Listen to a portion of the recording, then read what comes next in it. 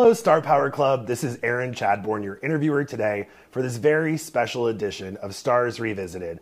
I am so excited to be joining you for this conversation with Linda Craft. She is a star from 2009 from Raleigh, North Carolina, and I think you're going to shortly see why she is such an inspiration, and we're so excited to be joined by you today. Linda, thank you so much for being here. I am so excited to be here. What an honor.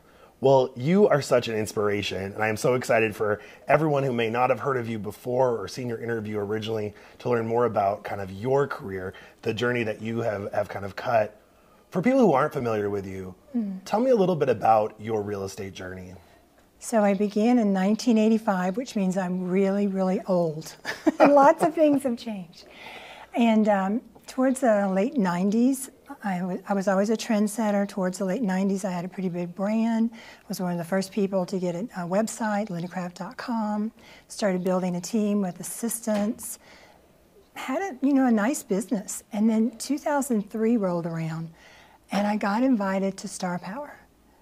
And here I am, thinking that I've got this thing. I'm doing the deals. I'm building the team. Life is good. And I go to Star Power, and it was like a spiritual awakening, because I was the worst leader in the world. Just to give you an idea of what 2003 looked like, I had my team set up in one big room, and I sat in the middle, and I had all these desks around me so that I could hear everything they were saying. Had 3 buyer agents at the time. I was listening in and chirping into everything that was going on.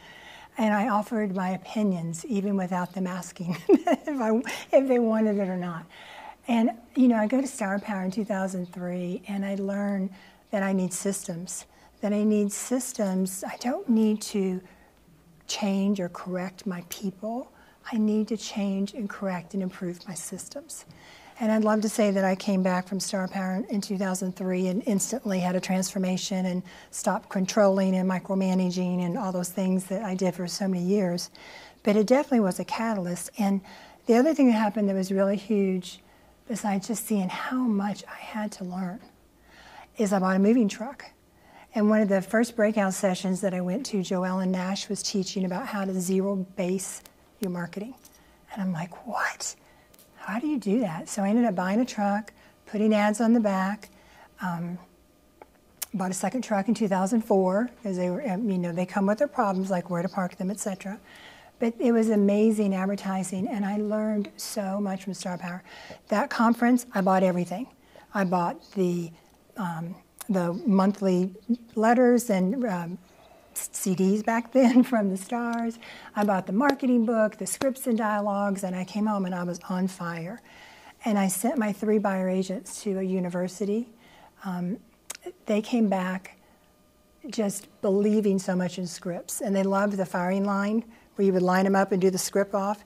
One of my buyer agents today has been with me 20 years, who attended that university, and she tells everybody that we bring on the team, learn your scripts. Linda Craft said, and Linda Craft did, and I did what, and anyway, the universities are amazing. So yeah, Star Power is just, it's transformed my business. It's opened my mind. Howard used to say, get out of judgment into curiosity.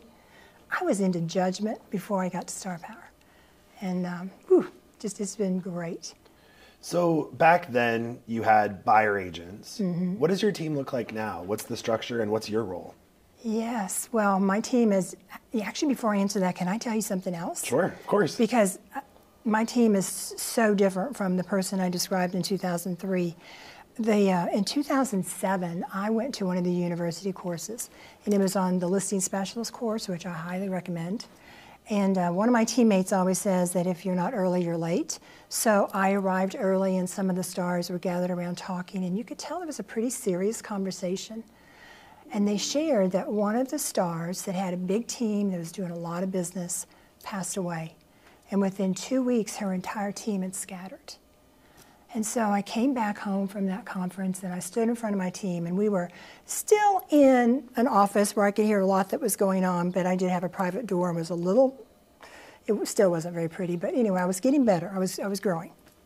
And I told them, I was like, I don't know how we're going to do it, but if anything ever happens to me, don't leave. This business, I can just see the buyer leads that come into the buyer agents, the referrals that we get, the database, the website. I mean, it's a money machine. Don't leave. And so I went on a tangent that took me many, many years to get to where I am now, to build a team that runs itself, that doesn't need me.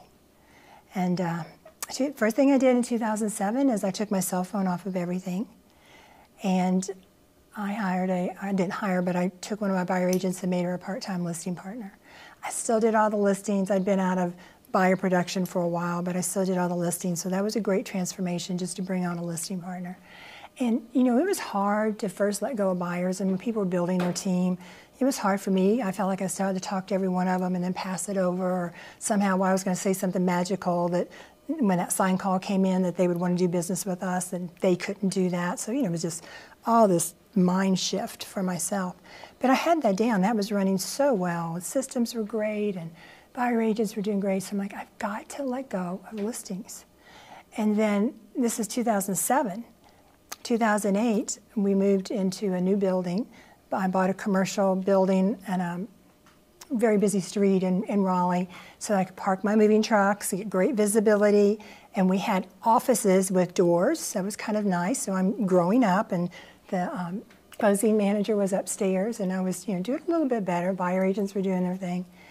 And you know what happened in 2008 is we went into the worst real estate market of all of history. Absolutely.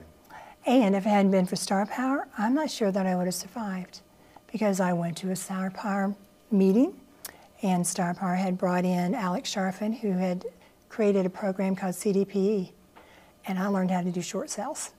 And I had a short sale department. I think I was the first one certified in the area. I did all kinds of advertising. I changed the back of the moving trucks to saving you from foreclosure, did television ads, and I built a short sale department. And so that was a horrible time for our economy, for our homeowners, et cetera. But it was great for me because I was so worried about doing short sales right that I did all the short sales, and I let my my listing partners, which were now up to 2, do all the other listings. And when the short sales ended, my mother in 2012 was really when we came out of short sales. My mother had gotten cancer, and I just didn't want to have any regrets. So I went home to Indiana for every one of her cancer treatments, and I think I worked about maybe 50% of the time that year, and I still did a lot of listing appointments, et cetera.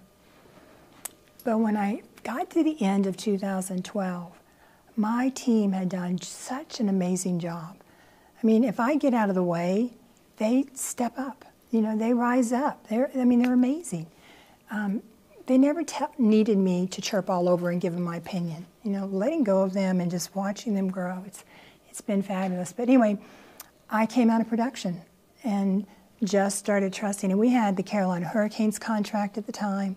You know, so when you've got a coach or a player wanting to sell a house, I feel like, oh, I better go. Don't do it, because if I do, they still need me. And so my goal was to get my business to where my team could run itself and not need me.